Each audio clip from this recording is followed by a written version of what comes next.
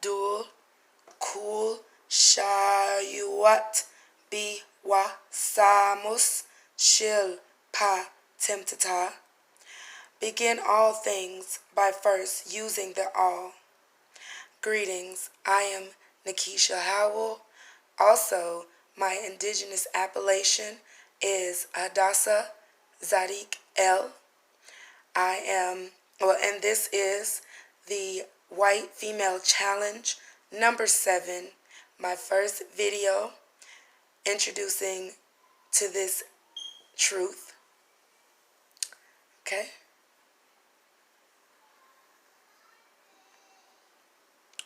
Now, this is Chief's assessment of the UN challenge.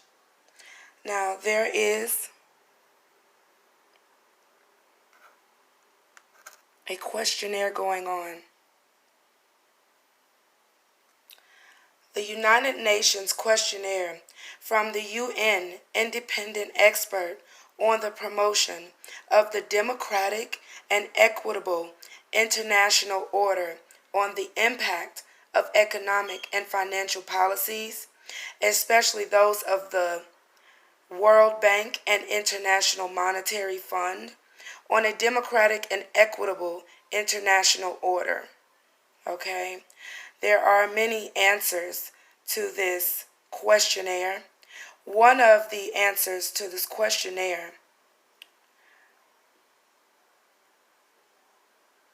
one of our many reasons why we do not agree, okay, with the disagreeables on this land, on Tiamat, is because our assessment of the IMF and the World Bank collaboration with the United Nations is nothing short of genocide, infanticide, apartheid, crimes against humanity, war crimes, etc., for operating contrary to the United Nations Charter and international law. The actions of the IMF and the World Bank, as well as the United Nations, is apparent and obvious as being the source of very deep problems they claim they are seeing and trying to solve. The IMF and the World Bank, as the United Nations, who fronts for the Rothschilds, are conspirators, collaborators, colluders, accessories to genocide, infratricide,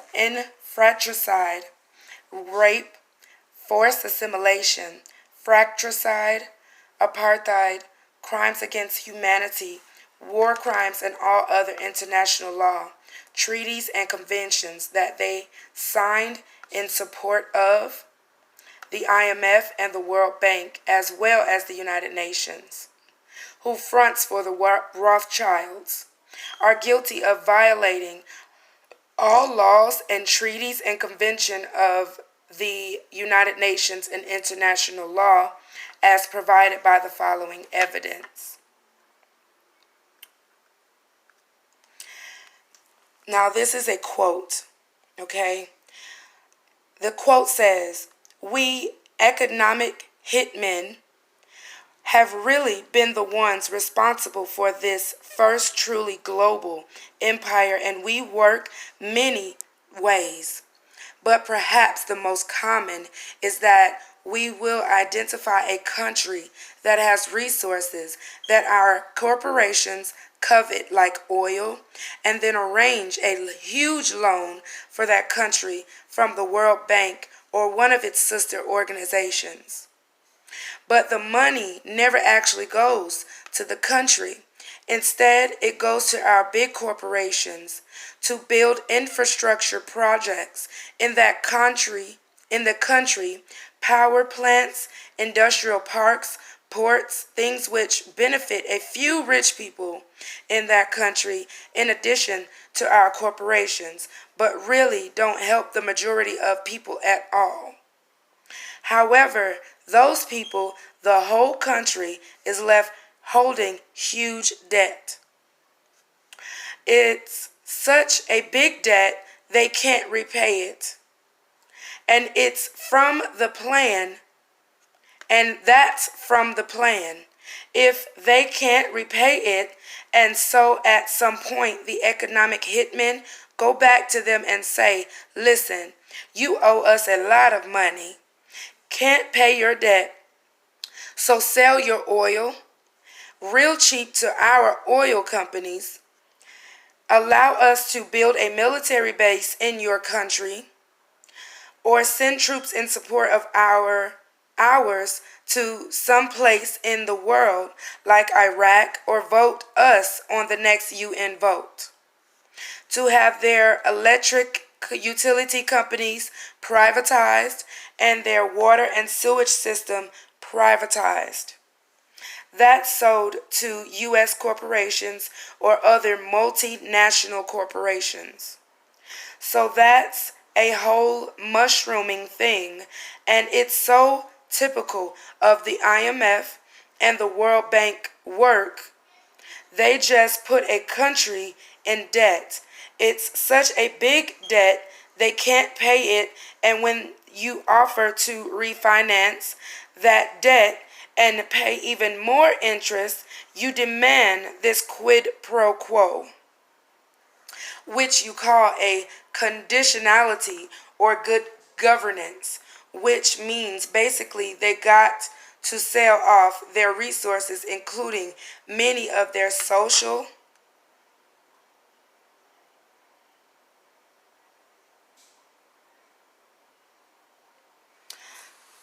they have to sell off many of their social services, their utility companies, their school systems, and sometimes their penal system, their insurance systems to foreign companies. So it's a double, triple, and quadruple whammy. Now this is from John Perkins, former chief economist for Chas T. Main Inc., author Confessions of an Economic Hitman. Okay? Put in the chat when you are finished with the challenge. Now, that is absolutely asinine. They are not helping at all. The IMF and the World Bank corporations and this whole system is just a matrix that's not helping the melaninites of the world lands over. This is very troubling to we, the melaninites, the actual Nubanites of this world, of Tiamat. We must come together, and we must all change our status in commerce. We must all, one for one, learn how to play at the game of commerce that these pale-skinned, leprous mutants have done. So it's high time for us to really wake up, really take charge, and make our standing count. Now, if you have any questions about anything that has been stated today, and if you are curious as to know who this man is and why he's stating white power, Abukador, then feel free to contact him via email. His name is Chief Nanya Shabu El of the Asakata Nation of Yamasee Moors. You can email him at atsakataym@gmail.com. Now that is spelled